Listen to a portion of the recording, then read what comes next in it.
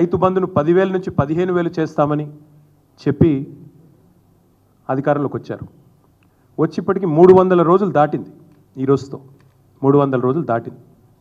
100 రోజుల్లో చేస్తానని చెప్పిన ఒక్క మాట చేయకపోగా 300 రోజులు దాటినా కూడా ఎప్పుడు చేస్తారో కనీసం స్పష్టత ఇవ్వకుండా ఇవాళ అక్కెరకు రాని అక్కెర లేని ప్రజలు కోరుకొని ఏదో కాస్మెటిక్ ఎన్హాన్స్మెంట్ కోసం 1,50,000 కోట్ల రూపాయలు ఖర్చు పెడతాము అంటే నేను రాష్ట్ర ప్రభుత్వాన్ని ముఖ్యంగా ముఖ్యమంత్రి రేవంత్ రెడ్డి ఎవరైతే ఈరోజు మున్సిపల్ శాఖ చూస్తూ ఉన్నారో ఆయన సూటిగా అడుగుతా ఉన్నా, మీరు ఏం ఆశించి చేస్తున్నారు ఈ ప్రాజెక్ట్ దయచేసి చెప్పండి.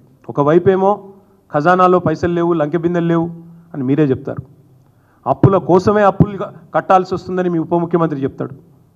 ఇంతవరకు కనీసం ఒక్క పని కూడా మీరు సవ్యంగా ఇచ్చిన హామీ ఒక్కటి నెరవేర్చలేదు. రుణమాఫీ అన్నారు, దేవుళ్ళ మీద ఒట్టు పెట్టారు, 15 ఆగస్టు అన్నారు, డిసెంబర్ 9 అన్నారు, ఇప్పటివరకు అది కూడా పూర్తి చేయలేదు. ఒక్క గ్యారంటీ కూడా ఇంతవరకు అమలు చేయలేదు.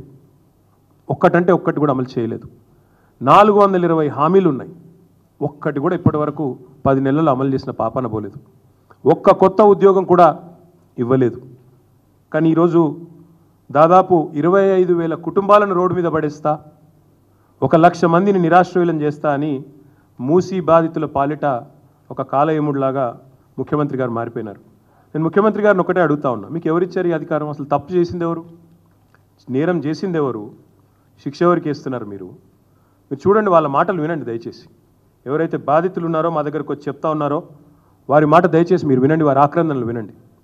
1994లో మీ కాంగ్రెస్ ప్రభుత్వం ఉన్నప్పుడే మాకు పట్టాలు ఇచ్చారు, మాకు రిజిస్ట్రేషన్లు అయినాయి,